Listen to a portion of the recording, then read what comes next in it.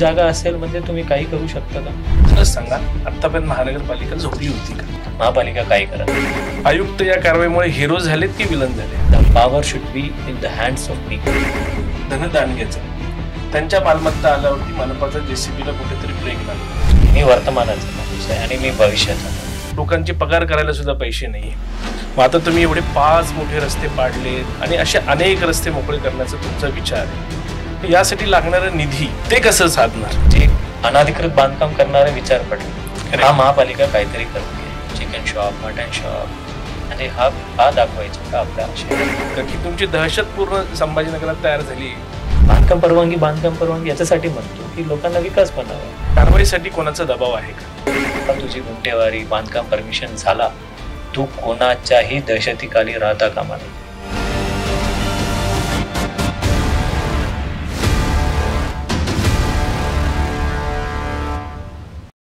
नमस्कार, मी मंदार जोशी. दिव्य मराठीच्या विशेष मुलाखतीत आज आपल्यासोबत खास पाहुणे आहेत की गेल्या 2 महिन्यात महाराष्ट्रामध्ये ज्यांची सर्वाधिक चर्चा होतीये, किंबहुना भारतातली सर्वात मोठी रस्ता रुंदीकरणाची मोहीम हे छत्रपती संभाजीनगरमध्ये सुरू आहे. याच्याबद्दल अनेक संभ्रम आहेत, अनेक मतमतांतरं आहेत. कोणासाठी ही रस्ता रुंदीकरणाची मोहीम आहे, तर कोणासाठी गोरगरिबांना बेघर करण्याची ही मोहीम आहे. असे अनेक मतप्रवाह आहेत. या सगळ्या प्रश्नांची उत्तरं आपल्याला देण्यासाठी आले आहेत की या नेतृत्वाचे, या मोहिमेचं जे नेतृत्व करतायत ते नेतृत्व करणारे छत्रपती संभाजीनगर महानगरपालिकेचे आयुक्त तथा प्रशासक जी श्रीकांत साहेब. सर, आपलं मनापासून स्वागत आहे. नमस्कार. या सगळ्या मोहिमेची खूप चर्चा होती आणि एका वेळेस 5,000 मालमत्तांवरती जेसीबी चालवणं म्हणजे उत्तर प्रदेशामध्ये एक बुलडोजर बाबा आहे आणि छत्रपती संभाजीनगरात एक जेसीबी वाला बाबा आहे, अशी चर्चा सुरू झाली.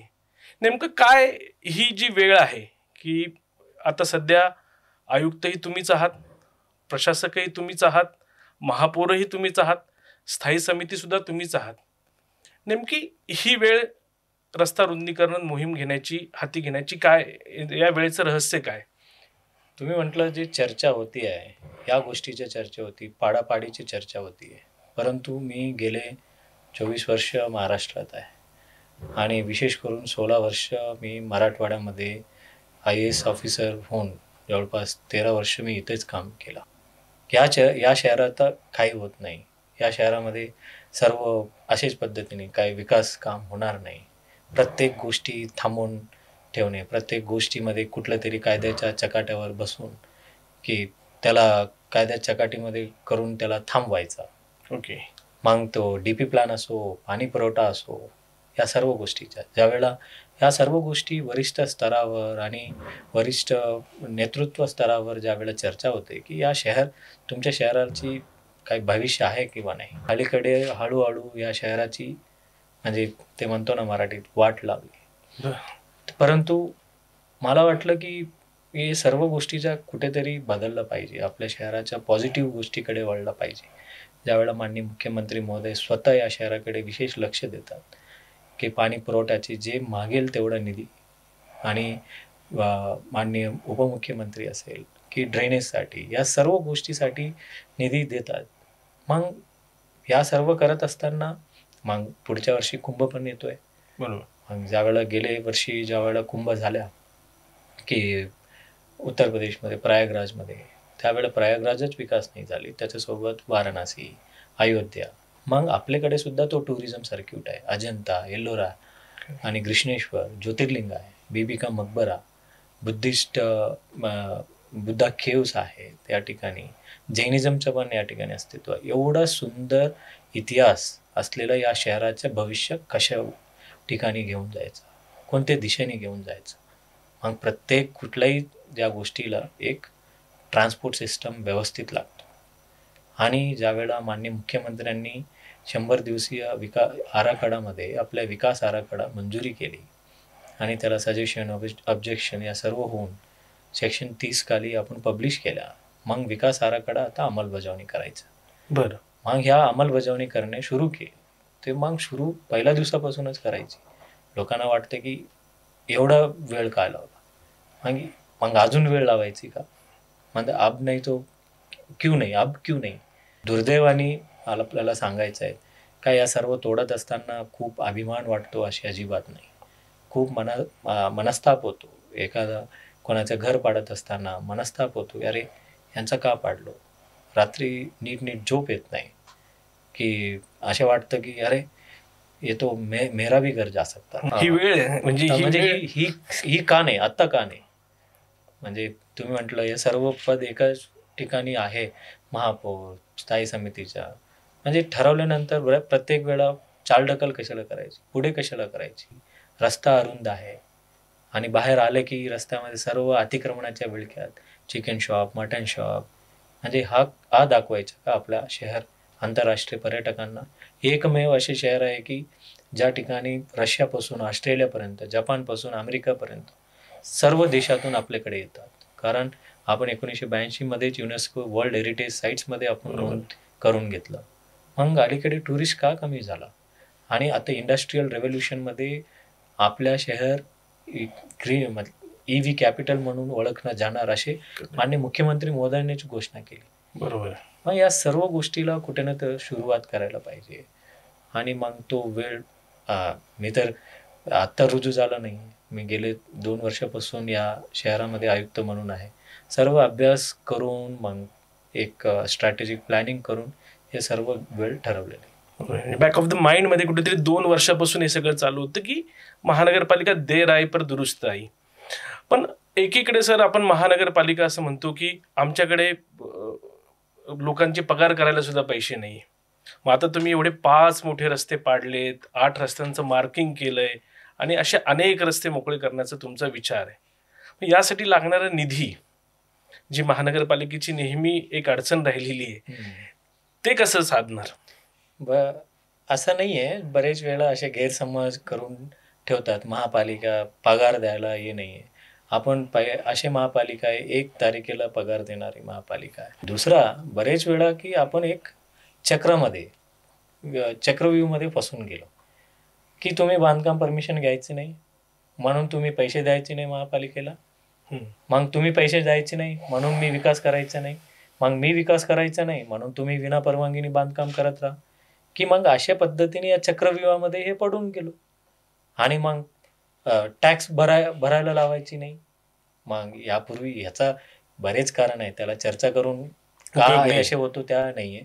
म्हणजे मी वर्तमानाचा माणूस आहे आणि मी भविष्याचा माणूस. यापूर्वी काय झालं त्याला कशा पद्धतीने सुधारणा करून पुढे जावं लागेल हे फार महत्त्वाची आहे. त्यामुळे की आता एवढं बांधकाम पडले, कोणाचीही परमिशन नाही आहे. जर हा परमिशन घेतला असता तर मग त्यांनी 60 मीटर रस्ता पण तरी सोडला असता आणि पैसे पण भरला असता आणि मग त्या पैशाने विकास पण झाला असता.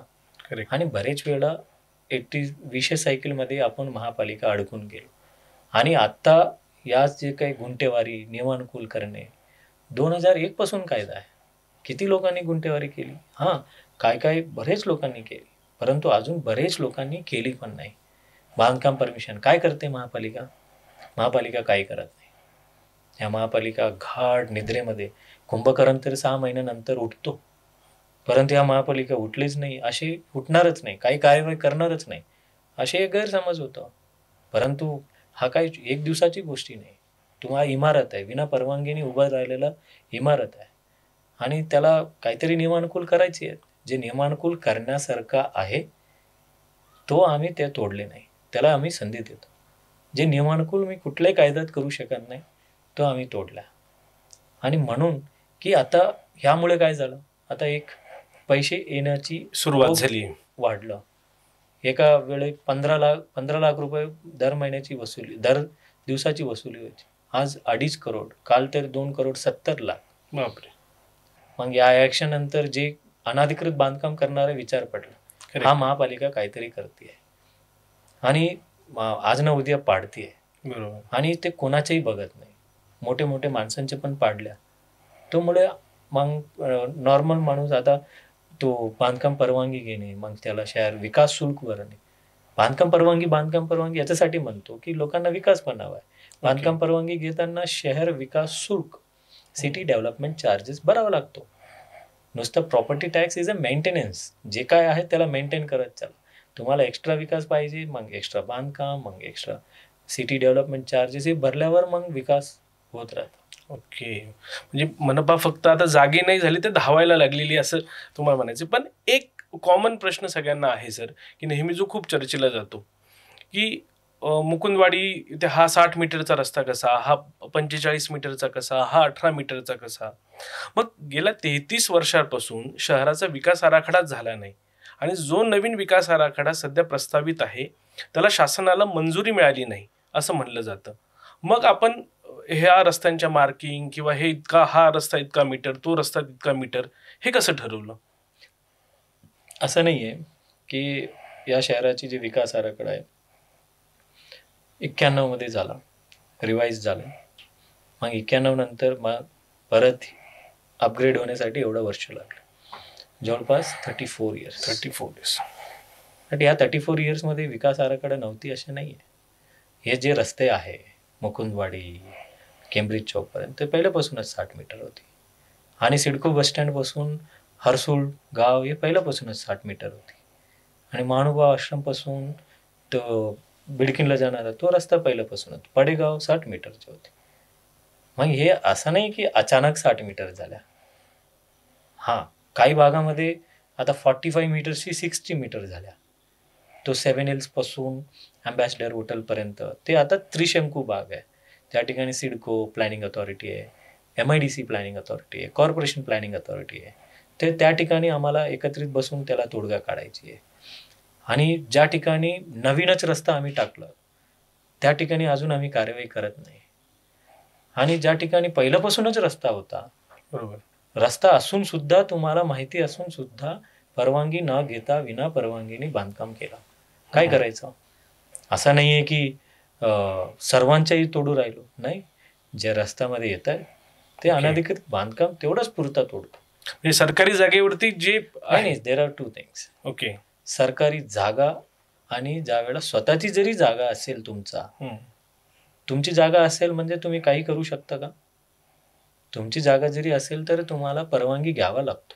ओके, परवानगी घेताना त्यावेळेला आपले एजन्सी म्हणजे प्लॅनिंग अथॉरिटी बघतं, हां तुम्ही इथं बांधकाम करू शकता, इथं रस्ता आहे, इथं रस्ता नाही आहे, इथं गार्डन आहे, तुम्ही बांधकाम करू शकत नाही.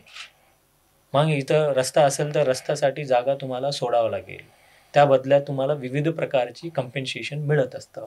म्हणून असं नाही आहे की आपण अचानकच काढलं. ओके. आणि दुसऱ्या लोकांना गैरसमज करतात की शासन अजून मंजुरी दिलेली नाही. नो, सेक्शन 20, सेक्शन 30 हा मंजुरी झालेल्या आहेत. आता शेवटची ज्या ठिकाणी EP एक्सक्लुडेड प्लॅन एरियाज जे मंजुरी केलेले आहे त्याच्यावर फक्त ऑब्जेक्शन चालू आहे, त्यावर आपण टच करत नाही. बरं, जे पहिल्यापासूनच आहे, जो पहिल्यापासूनच आहे 60 मीटर, 36 मीटर, 24 मीटर, 30 मीटर, त्या ठिकाणी आपण केंद्रीकृत करतो, जे 91 पासूनचे आहे. बरोबर. आम्ही हे विचार केलं बाबा ह्यामध्ये काही कमी जास्त होतंय का, त्यामुळे वेट केलं. नाहीतर हे 2 वर्षापूर्वी कारवाई केली. म्हणजे 75च्या, 91च्या आणि 2001 मध्ये जसं जसं नियोजन झालं त्यात जेवढे रस्ते होते ते रस्ते या DP मध्ये सुद्धा तसेच आहे आणि तेच आपण सध्या Yes, पाडतो आहे. आणि ज्या ठिकाणी पहिलं कमी होता आता वाढलं, त्या ठिकाणी आम्ही थांबून त्याचं चर्चा करून सर्वांना विश्वासात घेऊन त्यावेळेला आपण तो तोडतो. जो पहिलं, आणि तुम्ही म्हणताय ते अतिक्रमण आणि अनधिकृत बांधकाम हे 2 डिफरंट. येस, अतिक्रमण सरकारी जागावर बसलेलं तो कधीही काढता येईल. बरोबर आहे. हां, परंतु शक्यतो अतिक्रमणामध्ये आम्ही सर्व किती स्लम्स आहे काय सर्व स्लम्स कारवाई करतो का? नाही. ज्या ठिकाणी रस्ता जातोय ते तेवढंच कारवाई करतो. नॉट डेमॉलिशिंग एव्हरी बिल्डिंग, की Okay. We are removing all those structures which can't be regularized. Okay. बरं, एक आहेच म्हणजे औरंगाबादच्या पाण्यामध्ये चळवळ आहे, औरंगाबादच्या मातीत चळवळ आहे. म्हणजे आंदोलन करणं हा आम्ही आमचा हक्क समजतो. काही जरी झालं तर आम्ही कोर्टात जातो, आंदोलनं करतो, घेराव घालतो, आणि एकदा तुम्ही सुद्धा हे सगळं फेस केलं. पण ज्यावेळेस एवढी मोठी एन्क्रोचमेंट मुवमेंट होती आहे त्यावेळेस एखाद्या राजकारणाचा फोन नाही आला का हो? कधी दबाव आणण्याचा प्रयत्न झाला किंवा असं काही झालं का की ज्यांच्याकडून तुम्हाला अडचण झाली किंवा तुम्हाला कोणाची नाराजी पत्करावी लागली आणि त्याचे पडसाद आम्ही ऐकतोय बघतोय, त्यामागे खरं काय आहे नेमकं? बघा, तुम्ही ज्या उल्लेख केला छत्रपती संभाजीनगर आणि या मराठवाडा प्रांताची राजधानी आणि सारखं चळवळीचं आणि योग्य चळवळीचं आहे. म्हणजे प्रत्येक कुठल्याही कुठे गोष्टीला आंदोलन करत नाही. योग्य गोष्टीसाठी नक्की 100% आंदोलन करतात आणि ज्या ज्या वेळेला काही जे आंदोलनं करतात, आमच्या बाबतीत ज्या काही आंदोलनाची इशारा किंवा काही मागण्या ज्यावेळेला येतात, दररोज माझ्याकडे येत असतात. मग ते ऐकून न घेणारं प्रशासनाला मग लोकं रस्त्यावर उतरणार. परंतु मी 100% प्रत्येक लोकांना वेळ देतो आणि माझे मोबाईल नंबरच पब्लिश केला. लोकं सांगतात, "सर हे प्रश्न आहे, याला सॉल्व्ह करा." ओके, सॉल्व्ह करून टाकू. नाहीतर मग एवढा मोठ्या कारवाईला किती अवघड झालं असतं. करेक्ट आहे. हां, काही-काही परंतु मला सांगावं लागेल, एक पालकमंत्री आणि माननीय मंत्री, माननीय आमदार सर्व लोकांनी खूप सपोर्ट केला आणि भरपूर माझी पदाधिकारी आहे, महानगरपालिकेचे पदाधिकारी आहे. ते असे नाव न घेता नाव सांगतात, की "सर, आम्ही असलं असतो तर कदापि तुम्ही कारवाई आम्ही करू दिलं नसतं. तर परंतु तुम्ही जे करता ते शहरासाठी. आज जरी तुम्ही काही लोकांसाठी विलन असेल, परंतु नंतर तुम्हाला लोकं आठवण ठेवणार आहे." आम्ही आठवण याच्या गोष्टीसाठी करत नाही. Somewhere someone has to take a call, okay. की तो डिसिजन घ्यावा लागेल, तो कडू प्यावा लागेल आणि तो निर्णय घेतल्यानंतर पुढे चांगला होतील. बरेच लोकं बघतात, हे का करतो? हम्म. आणि फक्त एका नगरासाठी करतो का? किंवा संजय नगरच करतो का? आंबेडकर नगरच करतो का? या पडेगावच करतो का? बघतो तर सर्वच ठिकाणी चालू आहे. करेक्ट आहे. आणि आता बाहेरचा भाग झाला तर आता आत आम्ही घुसायला लागलो, की लोकं स्वतः सांगतात. आता पदाधिकारी स्वतः सांगतात. कारण शहरामध्ये राहणाऱ्या लोकांच्या आता एक मूलभूत गरजा झाला, करेक्ट आहे. की चला बाबा काय तुटकं-फुटकं जरी असेल तर रस्ता पाहिजे. मला 99% politicians had supported this initiative. Okay. आणि क्वचितच लोकं असतात त्यांचं त्यांना आपण समजावून सांगितलं तर त्यांना कळतो. माननीय मिनिस्टर्स आहे. ते सांगतात follow due procedure. Okay. Give them time आणि मग त्याला व्यवस्थित मार्किंग कर. त्या म्हणून आमची कार्यवाही थोडा थंडावली नाहीये, थोडा बदलली. ओके. तर एक जी श्रीकांत सर म्हणले की खूप वेगवेगळे मूड्स डोळ्यासमोर येतात. म्हणजे जी श्रीकांत जेव्हा महानगरपालिकेच्या शाळेत जातात ते मुलांसोबत खेळायला लागतात किंवा एखाद्या सांस्कृतिक कार्यक्रमात जातात तेव्हा शेरू शायरी करायला लागतात. त्यामुळे एक एकदम फ्रेंडली आयुक्त म्हणून एक ओळख होती. पण आता कुठेतरी तुमची दहशत निर्माण झाली आहे. तुमच्याकडे लोक यायला जरा घाबरतायत आणि त्यामुळे सुद्धा की माझे कागदपत्र मला घेऊन यायचे, सर मी बरोबर आहे की मी चूक आहे, हे मला जेव्हा विचारायचंय तेव्हा मी ॲज अ छत्रपती संभाजीनगर वासी म्हणून दडपतोय का? तर आता तुम्ही आता कडक शिक्षक झालेला आहात का की तुमची दहशत पूर्ण संभाजीनगरात तयार झाली आहे? नाही कसं आहे मंदार, की असं नाही आहे आणि दहशत कोणावर आहे आमची किंवा मी म्हणून नाही, आमची महापालिका ॲज ए टीम म्हणून, की कोणावर दहशत आहे? ज्याचं चुकीचं असेल ते दहशतीमध्ये आहेत आणि ज्यांचं विनापरवानगीने काही बांधकाम केलं असेल तो दहशतीमध्ये आहे. आणि उलटा मी लोकांच्या मनातील दहशत दूर करायची आहे म्हणून गुंटेवारीमध्ये एवढा मोठ्या प्रमाणावर नियमानुकूल करून उद्या माझ्या महापालिकेचा कोणी अधिकारी, पदाधिकारी तुझ्यावर उंगली दाखवून तू चुकीचा आहे, तुझ्या पाडून टाकतो, तुला बघून घेतो. एक वेळा तुझी गुंटेवारी बांधकाम परमिशन झाला, तू कोणाच्याही दहशतीखाली राहता कामा नये. बाबा तुझ्या गुंटेवारी होत असेल ना, करून घे. नाही होत असेल ना, त्याला पाडायचीच वेळ येईल ना, तो पाडून घे. मग कशाला लोकांना दुसऱ्यांच्या दहशतीवर राहायचं? आपण शासन म्हणून, प्रशासन म्हणून आम्हाला सारखा हा गोष्टी शिकवलेल्या आहेत. भारतीय राज्यघटनेमध्ये सुद्धा हा शिकवलेला आहे, की the power should be in the hands of people, okay. Not in the hands of officers or anyone. माझ्याकडे पॉवर काय? मी काय ज्यांचं बांधकाम आहे त्याला पण तोडतो का? नाही आहे. ज्यांचा गुंटेवारी आहे, परमिशन आहे, त्या लोकांना काही दहशत नाही. ज्यांची बांधकाम परमिशन आहे, तो कशाला कोणाला भीयची? We should be fearless. नाहीतर कोणी येऊन कोणी तुम्हाला दहशती दाखवतो ना. करेक्ट. एक छोटा कॉन्स्टेबल पण जाऊन हे तुझे तेरा गलत है, आणि छोटा माझे बिल्डिंग इन्स्पेक्टर किंवा टॅक्स कलेक्टर, उलटा मी लोकांच्या दहशत दूर करतो आणि त्यांना गुंठेवारी नियमानुकूल करून तुम्ही निश्चिंत राहा. आमचे टॅगलाईनच आहे, गुंठेवारी करा, निश्चिंत राहा. नाही, मग सर तुम्ही हे सगळं बोलतायत, इतके हे बोलायला एकदम सोपं वाटतंय, पण जेव्हा मी ॲज अ नागरिक म्हणून, शहराचा नागरिक म्हणून मी जेव्हा मनपामध्ये जातो त्यावेळेस ह्या सगळ्या गोष्टी मला अवघड वाटायला लागतात. मला गुंठेवारीचं फॉर्म मिळायला अवघड वाटतं, किंवा मग मला चलन काढायचं आहे, मग मला मोजणी नकाशा द्यायचा आहे. या सगळ्या गोष्टीत क्लिष्ट आहेत की बाबा मग मला मोबदला मिळणार आहे तर कुठल्या स्वरूपात मिळणार आहे, त्या प्रश्नाकडे मी येईल. पण तुम्ही जितकं हे फ्रेंडली आहे असं सांगतात, तो अनुभव मात्र महानगरपालिकेमध्ये गेल्यानंतर येत नाही. मग त्यासाठी काही एक विशेष खिडकी योजना आहे की गुंठेवारी जमा करायचं असेल तर तुमचा गुंठेवारी कक्ष आहे. पण माझ्या शंका जर मला घेऊन यायच्या असेल की सर मी गुंठेवारी कशी करायची, माझ्या याच्यावरती कुठलं आरक्षण आहे का, हे सांगण्यासाठी एक फ्रेंडली वातावरण का सुरू नाही झालं महापालिकेत अजून?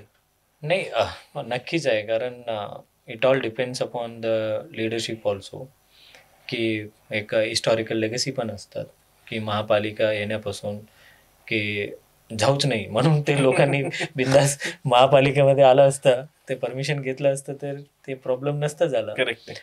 परंतु तो भीती हिस्टॉरिकल आहे आणि एक लेगसी इश्यूज आहे. बरं. त्याला दूर करण्यासाठी शेवटी technology is the only solution. आणि आज आम्ही महापालिकेमध्ये 100% ई ऑफिस आहे. ओके. आणि फक्त जुने फाईल्स वगैरे ते ऑफलाईन चालतात, जे मोठे मोठे फाईल्स आहे. परंतु हे सर्व सिस्टम ऑनलाईन सुखकर सोपं हे करायची दररोज प्रयत्न असतं आमचा. ते गुंठेवारी ऑनलाईन करण्याची जे प्रक्रिया आहे आता ऑफलाईन आहे. Continuously we counsel our people to be very friendly, to be very helpful. जसं मी तुझ्यासोबत राहतो तसं तुम्ही लोकांसोबत राहा, वागा. आणि कोणी असे वाईट बोलत असेल तर भरपूर वेळा आम्ही त्यांना कर्मचाऱ्यांना काढूनही टाकलेलं आहे. बरोबर. बरेच वेळा त्यांना बडतर्फी केलेलं आहे. एक आमच्या सगळ्यांमध्ये एक कॉमन हे असतं की शासन असेल, प्रशासन असेल, महानगरपालिका म्हणजे आमच्यासाठी शासन आहे. 5,000 मालमत्तांवरती कारवाई होते. तर जनरली कोणाकडेही जा, कुठल्याही चहाच्या टपरीवर जा, कुठलंही काय, आतापर्यंत महानगरपालिका झोपली होती का, हा कॉमन प्रश्न असतो. खरंच सांगा, आतापर्यंत महानगरपालिका झोपली होती का? बिलकुल झोपली होती. मी सांगितलं कुंभकर्ण तरी 6 महिन्यानंतर उठतो, परंतु महापालिका तर ठीक आहे, कधी कधी अधूनमधून कारवाई केली. परंतु एवढं मोठं कारवाई करणे हे गरजेचं होतं की एक पब्लिक मेमोरीमध्ये राहून जातं. बरोबर. आणि यापुढे लोकांनी बघा, कारवाई करण्याची वेळ आम्ही आणली का की कोणाला आणावं लागली? हे वेळ आली ना. जर परवानगी घेऊन बांधकाम केलं असतं तर हा वेळच आली नाही. आज शहरामध्ये भरपूर अशी बाग आहे की ज्या ठिकाणी बांधकाम परवानगी घेऊनच बांधकाम करतात. एक एक गोष्टी त्या ठिकाणी बघितल्या जातात. त्या एरियामध्ये तर लोकांची काही नाही. वो फिर टॅक्स भरून, परवानगी घेऊन, आर्किटेक्ट नेमून व्यवस्थित हे सर्व करणारे, त्यांच्या अपेक्षा पण पूर्ण करायची ना. करेक्ट. की टॅक्स पेयर्स मनी म्हणतो, मग टॅक्स पेयरला न्याय कधी मिळणार आहे? आणि जे माझा पण एक मला एक वेगळी नाही आहे, विना परवानगीची वेगळी नाही आहे. आणि शेवटी महापालिका झोपली होती का, ह्या it is not a one way action, it is a 2 way action. Yes. आणि त्यावेळेला स्वतः नागरिक बांधकाम करताना त्याला माहिती होतं मी चुकीचं करतोय, मी चुकीचं करतो. हा वेळ आज न उद्या माझ्याकडे येणार आहे. आणि तो वेळ आज आली, तो कदाचित कुंभकर्ण आज उठला. परंतु ते विषय तो नाहीये. विषय आहे की आतापर्यंत काही ठिकाणी म्हणजे सिलेक्टिव्ह ऍक्शन्स व्हायचे, एका भागात व्हायचं, एक भागात व्हायचे नाही. आज आपण we are not sparing any area, we are taking each and every area. तोच माझा प्रश्न आहे सर, की एकीकडे चर्चा आहे की आता तुम्ही सांगितलं की सगळ्यांसाठी समान न्याय. जेसीबीचं ज्या वेगाने मुकुंदवाडी, चिकलठाणा, पडेगाव, पैठण रोड, हर्सूल या भागात मनपाचा जितक्या वेगाने जेसीबी चालला, धनदांडग्याचा जो प्रश्न एकदम जो कॉईन होतोय, त्यांच्या मालमत्ता आल्यावरती मनपाचा जेसीबीला कुठेतरी ब्रेक लागलाय. सरकारी इमारती आल्या, अधिकाऱ्यांच्या इमारती आल्या की मनपाच्या जेसीबीला ब्रेक लागतोय. यात किती तथ्य आहे? त्यात धनदांडगे हे चुकीचे शब्द आहे. आमच्यासाठी बिल्डिंग परमिशन आणि विदाऊट बिल्डिंग परमिशन. ज्या ठिकाणी बिल्डिंग परमिशन असतं त्या ठिकाणी त्यांच्याकडे काही कागदपत्र हे असतं, त्यांना व्यवस्थित न्याय द्यायचे असतात. You have to stop that, verify their documents, आणि त्यानंतर ते कार्यवाही करायची असतात. अधिकाऱ्यांचं म्हणजे काय, अधिकाऱ्यांच्या स्वतःची घर आहे का? नाही आहे. It is a designated government premises. एखादं गव्हर्नमेंट प्रिमायसेस गव्हर्नमेंटची प्रॉपर्टी असते, त्याला व्यवस्थित परमिशन घेऊनच त्या ठिकाणी इन्फॉर्म करूनच बांधकाम करायचे असतात. आणि त्याच्यामुळे कोणाची वैयक्तिक फायदा होतो का गव्हर्नमेंट प्रॉपर्टीचा? बिलकुल नाही. त्यामुळे अशा प्रॉपर्टीजना सुद्धा ते काढलं जाणार आहे, परंतु त्याला पाठीमागे बांधून, कारण त्या नुकसान म्हणजे पब्लिकचे नुकसान आहे. That is not my individual. For example, मी कमिशनरच्या निवासस्थानी राहतो. Today I am commissioner, tomorrow I might be something, but हा इंडिव्हिज्युअल प्रॉपर्टी नाही आहे, हा पब्लिक प्रॉपर्टी आहे. आणि धनादांडगेचा हे विषय नाही, परमिशन असतं. ज्या ठिकाणी परमिशनच नाही, मग त्याचा हे अर्थ आहे का यांचं काढलं मग सर्वांची काढा? अरे हे बडा आदमी आहे, बडा छोटे की बात नाही, राईट और रॉंग की बात आहे. एवढं सगळं असून सुद्धा शासनाचं आपल्यावरती बंधन आहे. मला एक प्रश्न असा पडतोय सर, की जो सगळ्यांच्या मनामध्ये आहे, की TDR हा शब्द ऐकला की जुने मनपाचे अधिकारी सुद्धा सांगतील, जुने पदाधिकारी सुद्धा सांगतील की TDR हा शब्द म्हणलं की आमच्या अंगावरती काटा येतो, आणि मनपाचा आग्रह असतो की TDR घ्या. शहरामध्ये TDR किंग सुद्धा आहेत. TDR मध्ये याच्या अगोदर महाराष्ट्रातल्या सगळ्यात मोठ्या घोटाळ्यापैकी छत्रपती संभाजीनगरमध्ये झाला. मग असा असताना TDRचा आग्रह मनपा पुन्हा करतोय. मग यात कुठली ट्रान्सपरन्सी आहे? मला तुम्ही TDR सर्टिफिकेट दिल्यानंतर मी ते पुन्हा बाजारात घेऊन झाल्यानंतर मला ग्राहक उपलब्ध होतील का, यासाठी मनपा काही प्रयत्न करते? बघा TDR, बघा तेच मी सांगितलं, आपल्या महानगरपालिकेच्या चर्चा यापूर्वी सर्व चुकीच्या गोष्टींसाठीच झाल्या होत्या, आणि याचा चुकीचं झालं आणि परत त्याच्यामध्ये सुधारणा नाही झाली, ते परत डबल मोठी चूक होईल. एका चुकाला दुरुस्ती करून पुढे जाणे. ज्यावेळेला हे TDR सर्व सुरू झालं ते नवनवीन होते. ओके. आता खूप सिस्टम्स आहे, चेक्स अँड मेट्स आहे, भरपूर त्याला व्यवस्थित रेकॉर्डिंग आहे, आणि स्थळ पाणी आहे. गुगल स्मार्ट सिटीमध्ये त्यांचा रेकॉर्ड आपण घेतला जातो. आणि मग त्या ठिकाणी हिस्टॉरिकल इमेजरी बघितलं जातं. आणि अनदर थिंग, आपण TDR कोणाला सक्ती करत नाही हो. TDR एक पद्धतीचा कम्पेन्सेशन फॉर्म आहे. TDR म्हणजे काय, जमिनी बदल्यात जमीन. ते कागदी जमीन असतो, आणि तुम्ही बाजारात ज्यांना गरजेचं असतं, त्यांना अतिरिक्त बांधकाम करायचे असतात, ते त्यांना हे गरजेचं असतं. आणि हे TDR म्हणजे हे आमची जमीन आहे, महानगरपालिकेची जमीन आहे, कारण तुमची जमीन मी घेतली, माझ्याची कागदी जमीन तुम्हाला दिली. ओके. याला भावच नव्हता, कारण नवीन नियमावलीप्रमाणे की आम्ही सक्ती केली नाही, मग लोकांनी ॲन्सिलरी प्रीमियम हेच घेत होतं. हेच TDRला पुणे मुंबईमध्ये 150 पट भाव आहे. म्हणजे 100 रुपयाची भाव असेल तर जास्ती पैशाने विकत घेतं. परंतु बरेच वेळा अज्ञानामुळे, अरे नको बाबा, आम्हाला पैसेच हवे, ठीक आहे, तुम्हाला पैसे हवी, TDR हवी, दुसऱ्या अन्य पद्धतीच्या कॉम्पेन्सेशन हवी तर तुम्ही घ्या, but we are not forcing any. Okay. तुम्ही माझं स्टेटमेंट आजही सांगतो, we don't force, because Supreme Court clearly said that you can not force anyone for taking TDR. But आम्ही TDR घ्यायला लावणे, ते बाजारामध्ये त्याचा भाव वाढणे, यासाठी तरी माझे प्रयत्न 100% असायला हवा. नाहीतर मग सर्व लोक पैसे मागितले तर माझ्याकडे तेवढं पैसे असणार नाही, मग पैसे असणार नाही, रस्ता विकास होणार नाही, किंवा कुठलंही रिझर्वेशन विकास होणार नाही.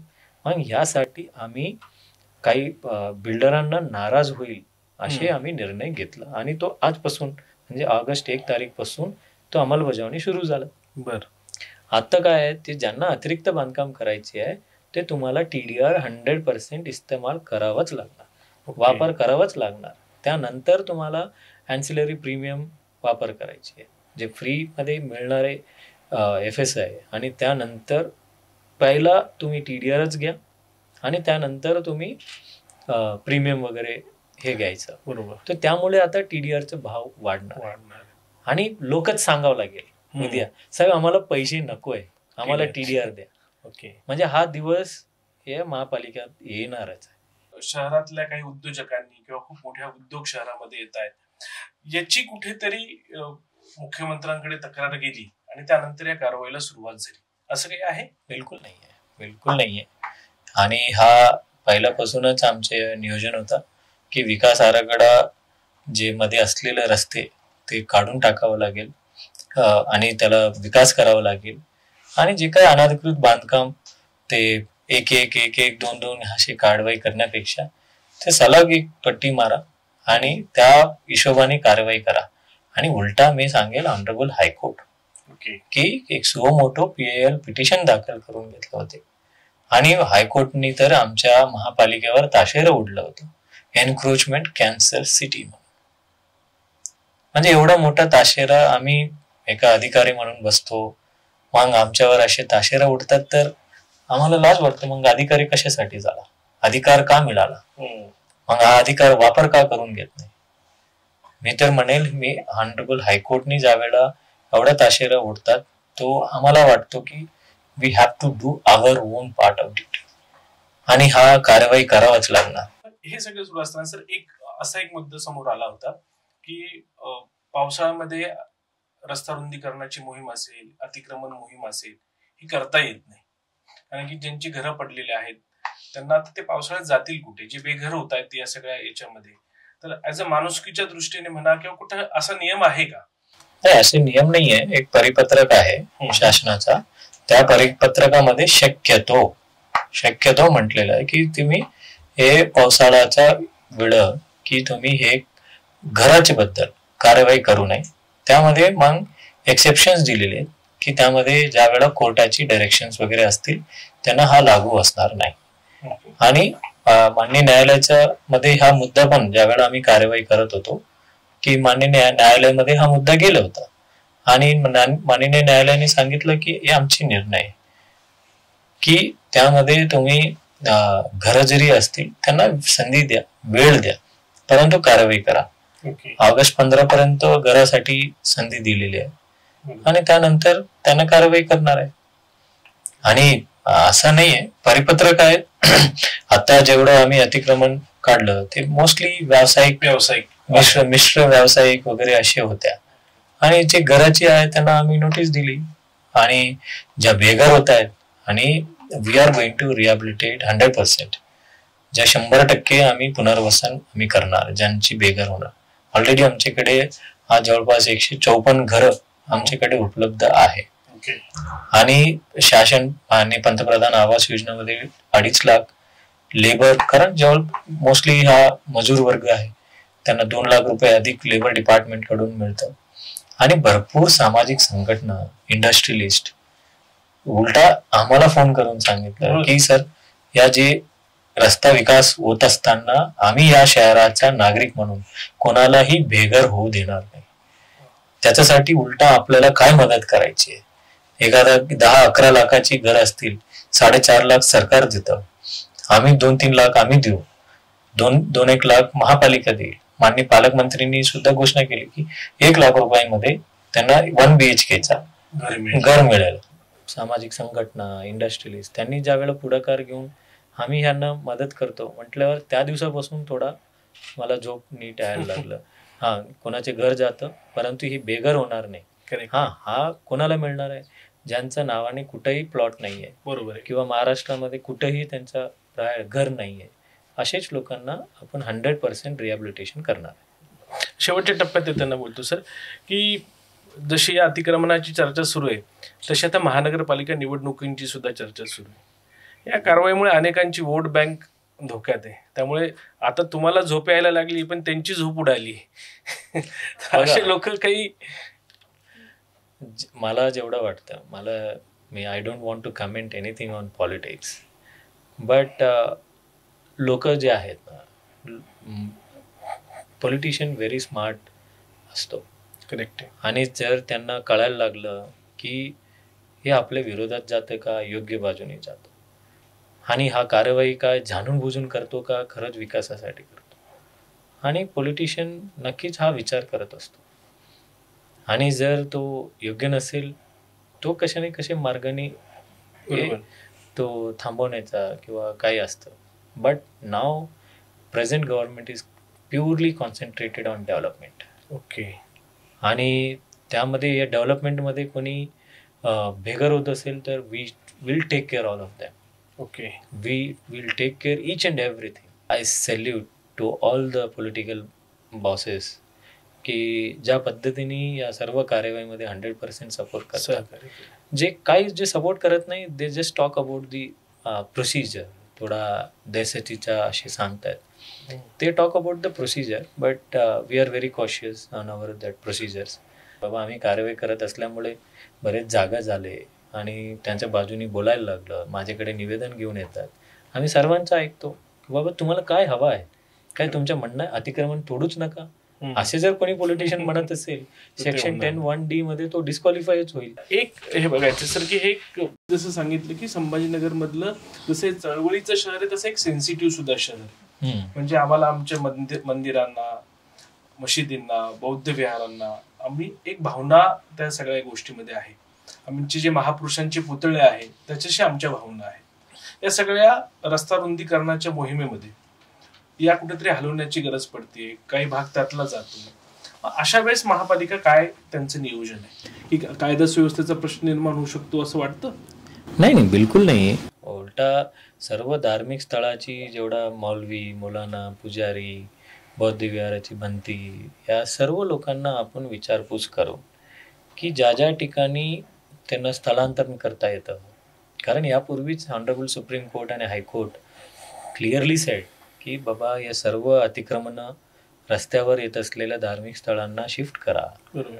आणि जेणेकरून वाहतुकीला, परवा काय झालं गेल्या आठवड्यामध्ये काला गणपती मंदिर, त्या ठिकाणी भाविक जात होते, वेगाने गाडी ते धडक मारले. म्हणजे मंदिराला जाऊन पूजा करण्यासाठी जाणारे 2 व्यक्तींचा मृत्यू झाला की नाही. म्हणजे हे प्रश्न म्हणजे जेवढा सेन्सिटिव्ह आहे तेवढंच या शहर डेव्हलपमेंटसाठी सेन्सिटिव्ह आहे. करेक्ट आहे. आणि आपण जाणून बुजून कोणाच्या कारवाई करत नाही हो, हे लक्षात आलं. Because we are not motivated by any single action, we are motivated for development. आणि ज्या वेळेला हा लोकांना कळायला लागतो आणि ज्या वेळेला आम्ही सर्वांसोबत चर्चा करतो आणि मंदिर, पडेगावचे मंदिर जे विषय आहे ते त्या ठिकाणचे लोक नागरिकांनीच जागा देतोय. आणि मी म्हणतो की त्याला लागणाऱ्या सभागृहासाठी जे काय आहेत, मी मंदिराला पैसे देऊ शकत नाही, परंतु सभागृहासाठी मी पैसे देऊ शकतो कॉर्पोरेशन म्हणून, ते आम्ही पैसे देऊ. आणि हर्सुलच्या मंदिराची त्यांना काही लोक गैरसमज पसरून याचा जे फायदा घेणारे काही मंडळी आहेत, आम्ही त्याच्यापासून सावधान राहण्यासाठी आम्ही असेल, माननीय पोलीस आयुक्त आहे की आम्ही संयुक्त विद्यमानाने त्या भागातील सन्माननीय नेते असतील, सामाजिक काम करणारे लोकांना विश्वासात घेतो. काय हवं आहे, तुम्हाला काय पाहिजे, डू यू वॉन्ट डेव्हलपमेंट. आणि आम्ही देवाची दररोज प्रार्थना करतो काय, माझा विकास व्हावा, माझ्या शहराचा विकास व्हावा. शहराचं तरी बोलत नाही, आपला स्वतःची विकास कसे होणार आहे ज्या वेळेला शहराचाच विकास होणार नाही तर तुझे स्वतःची विकास कसे होणार आहे.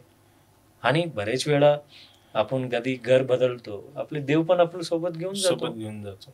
म्हणजे असं नाहीये, ज्या वेळेला रस्ता विकास होत असताना देवांना हळवावा ज्या ठिकाणी गरज पडते, सुप्रीम कोर्टने गाईडलाईन्स दिलेले आहेत कशा पद्धतीने करायचंय, सर्व कमिटी ठेवून.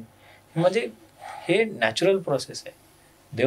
कुठलाही देव तुझा विकास न व्हावा असे कोणी आशीर्वाद देत नसतं, कुठलाही जाती धर्माचा विचार केला. म्हणून पहिलं एवढं सेन्सिटिव्ह शहर आहे मला माहिती आहे, परंतु सर्व लोकांना मौलवी, मौलाना, त्या मंदिर कमिटी असतील, मस्जिद कमिटी असतील, बौद्ध विहाराची प्रश्न असतील, ते सर्व लोकांना विश्वासात घेऊन करतो.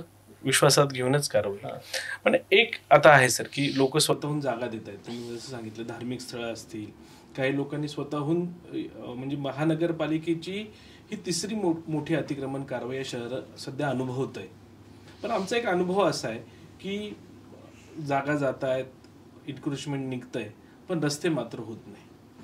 याची काय डेडलाईन ठरवली आहे का? कारण की शहर विद्रूप दिसतंय, सगळं पाडलंय, मलबा तसा आहे. त्याच्यानंतर हे रस्ते झाले तर या सगळ्या कारवाईचा एक मोठं साध्य होईल.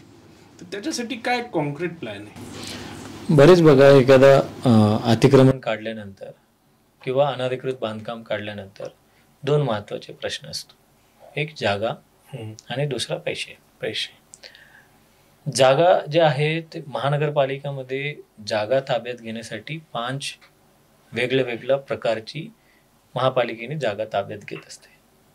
एक पैसे देऊन किंवा TDR देऊन, RCC देऊन, गुंठेवारी करून, इन सितू FSI देऊन, अकॉमोडेशन रिझर्वेशन करून असे वेगळ्या पद्धतीने ते करीत असतो. करेक्ट. आता हे तोडल्यावर पाठीमागचा जी व्यक्ती आहे त्यांच्या स्वतःची असेल, तो स्वतः आपल्याला गुंठेवारी करून द्यावा लागणार आहे. गुंठेवारी केल्यानंतर समोरची जागा मोफत सोडावं लागणार आहे. आणि या सर्व एरियामध्ये बहुतांश जागा आमची ताब्यात आहे. अजून बरेच लोक या मुख्य रस्त्यामध्ये अजून गुंठेवारीही केलेली नाही. बरोबर. तर आम्ही त्यांना नोटीस देतो. आणि या पॅरलली आपण पेडेको म्हणून जी कंपनी आहे की जे जपानमध्ये त्यांचं मूळ हेडक्वार्टर्स आहे, परंतु MMRDAमध्ये मोठे काम केलेले मुंबई मेट्रोपॉलिटन रिजनल डेव्हलपमेंट अथॉरिटीमध्ये, आणि अटल सेतू हा फ्लायओव्हरही त्यांना बनवलेला आहे. मग त्यांना आपण नेमलं DPR बनवण्यासाठी. आणि सिडको बसस्टँडपासून हर्सुल टी पॉईंटपर्यंत स्तूपा म्हणून एक चांगलं कन्सल्टिंग एजन्सी आहे, ते DPR बनवून शासनाला सादर केली. आणि पडेगावची जे आहेत ऑलरेडी शासनाने 170 करोड रुपये मंजुरी दिलेली आहेत. ओके. आणि नॅशनल हायवे महानुभाव आश्रमपासून बिडकीन जाणारे महापालिका हद्दीपर्यंत नॅशनल हायवे त्यांचाही सर्वे सुरू आहे. आणि तसेच बीड बायपासची त्याचाही पेडेको मार्फत ते सर्वे सुरू आहे. यामध्ये विविध एजन्सीज इन्व्हॉल्ड आहे. ओके. आणि आतापर्यंत आपल्या शहराची काय माहिती, ज्या वेळेला आम्ही माननीय मुख्यमंत्री महोदयांना विनंती केली, अरे तुम्हाला खर्च कसे करायचे तुम्हाला कळतच नाही. मी म्हटलं नाही सर, ते आम्ही आता तोडलेलं आहे अनधिकृत बांधकाम. बरेच लोक परमिशनसाठी येत आहेत, काही लोक गुंठेवारी करून घेत आहेत, काही लोकांना कम्पेन्सेशनची अपेक्षा आहे, आम्ही तो देऊ. बिकॉज कॉर्पोरेशन कुठलाही स्टेट असेल किंवा सेंट्रल असेल, नॅशनल हायवे असेल, they don't pay for any compensation. That is a responsibility of corporation. तो आम्ही करू. आता सिडको बसस्टँड पासून हर्सुल टी पॉईंट पर्यंत 100 करोड रुपये लागत आहेत. आणि अजून 50 करोड रुपये टाकले की तिथं हर्सुल टी पॉईंट पर्यंत सिग्नलच पार करायची गरज नाही, म्हणजे सिग्नलच नसणार आहे. अशा पद्धतीचं करावं लागेल. मला माझे एक महापौर होते नांदेडमध्ये, त्यांनी सांगितलं, sir don't think like India, think like America. की म्हटलं काय बाबा याच्यामध्ये अर्थ काय. सर इंडिया म्हणजे काय, जेवढं पैसे आहे तेवढंच खर्च करा. तुम्ही अमेरिकेसारखं पहिले खर्च करा आणि नंतर कमवा. मला तो पटला होता. परंतु आता जेवढं ह्या सर्व रस्त्यासाठी जवळपास 1200 करोड रुपये लागणार आहे. आणि काही गोष्टी आपण आता करतो, काही गोष्टी स्टेट देते, काही गोष्टी सेंट्रल देते, आणि काही गोष्टी डिफर्ड पेमेंट म्हणून आपण सुद्धा टेंडर काढू शकतो. या सर्व विचार आमची टीम महापालिकेमध्ये, मग स्टेटच्या, या सर्वांना विचारपूस करून हे आपण ते प्रायोरिटीने काम चालू आहे. आणि आज विद्रूप दिसतं, कारण मी आजच्या चिंता नाही करत. मी चिंता आहे पुढच्या अजून 5 वर्ष 10 वर्ष 5-10 वर्षांनी आपल्या छत्रपती संभाजीनगर कसे असणार आहे, कसे असायला हवं, हे स्वप्न पाहिलं असेल ना. प्रत्येकाने स्वप्न पाहणार आहे. माझे भविष्य 10 वर्षांनी कसे करायची, त्याच्यासाठी आज झिजावं लागतो. तर आज कदाचित माझे चांगलं दिसणारे नाही आहे, 10 वर्षांनी तरी चांगलं दिसेल. 5 वर्षांनी, म्हणजे मी एवढा लांबच्या गोष्ट बोलत नाही आहे. दिस विल ऑल हॅपन बाय, मतलब मी एकटाच स्टेक होल्डर नाही आहे, भरपूर स्टेक होल्डर्स आहे. My duty is to see that तेवढं क्लिअर असायला पाहिजे, म्हणजे ते रान मोकलं पाहिजे काम करायला. नाहीतर बरेच वेळा पैसे येतं, अतिक्रमण असतं. तुम्हीच बघितले महापालिकेमध्ये बरेच वेळा पैसे वापस कसे जातात. मग ह्या भांडणामध्ये म्हणजे ह्या वॉर्डमध्ये किती, त्या वॉर्डमध्ये किती, मग काम कोण करणार, या सर्वमध्ये तिथंमुळे प्रॉब्लेम होतात. आता तसं नाही आहे. आता रान मोकळं ठेवलं आणि मग आता काम करायचंय. रान मोकळं ठेवलंय आणि आता आपल्याला ते कसायचंय. छत्रपती संभाजी महानगरपालिकेने आपल्याला एक स्वप्न दाखवले. आता शेवटच्या टप्प्यात मी एक रॅपिड फायर 5 प्रश्न की ज्याचे मला अपेक्षित आहे हो किंवा नाही, या 2 शब्दात मला त्याची उत्तर अपेक्षित आहे. म्हणजे तिसरं नाहीच आहे. तिसरं नाहीये, नो ऑप्शन. नॉट अप्लिकेबल नाहीये. संपूर्ण कारवाई होस तर मनपा आयुक्ताची बदली होणार की नाही? ते माझ्या हातातच नाहीये. हो की नाही? नाही, माझ्या हातात नाहीये. Okay. मी कशा पास. सांगेन? कारवाईसाठी कोणाचा दबाव आहे का? कारवाई करा म्हणून दबाव आहे. बर. श्रेयवादामुळे म्हणजे हे सगळं शहर मोकळं होतंय, हे खूप चांगलं होतंय. म्हणजे अनेकांना त्याच्यात पॉझिटिव्ह आहे. म्हणजे 80% जनतेला वाटतं की शहर मोकळं व्हावं, रस्ते मोठे व्हावे. तर नेमकं याचं श्रेय कोणी घ्यावं? या श्रेयवादामुळे ही कारवाई थांबू शकते, त्याचा वेग कमी होऊ शकतो. Because it is not individual action, it is a team action आहे. ओके. तर त्यामुळे कोणाचे हे काम थांबणार नाहीये, त्या काम होत राहणार. Because it is not only corporation, it is police, corporation, collector office, divisional commissioner office आणि त्यासोबतच पॉलिटिकल लीडर्सची involvement. Because everybody wants development. Okay. And more importantly it is a high court Okay. Orders we have to strictly follow. बरोबर. रस्ते मोकळे व्हावे नेमकी कोणाची इच्छा आहे? भाजप, शिवसेना, महाविकास आघाडी, महायुती? छत्रपती संभाजीनगरकरांची इच्छा आहे. आयुक्त या कारवाईमुळे हिरो झालेत की विलन झालेत? कोणासाठी विलन, कोणासाठी हिरो? धन्यवाद. या सगळ्या प्रश्नांची दिलखुलास उत्तरं छत्रपती संभाजीनगर महानगरपालिकेचे आयुक्त जी श्रीकांत यांनी आपल्याला दिली. आणि एक नवीन स्वप्न त्यांनी जसं सांगितलं तसं एक नवीन स्वप्न या सगळ्या शहरवासियांना त्यांनी दाखवलंय.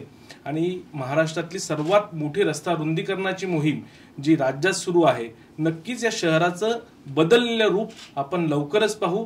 जी श्रीकांत त्यासाठी प्रयत्न करतील, या सगळ्या कारवाईसाठी आणि या सगळ्या वेगळ्या प्रयोगासाठी त्यांना मनपूर्वक शुभेच्छा. धन्यवाद. थँक्यू.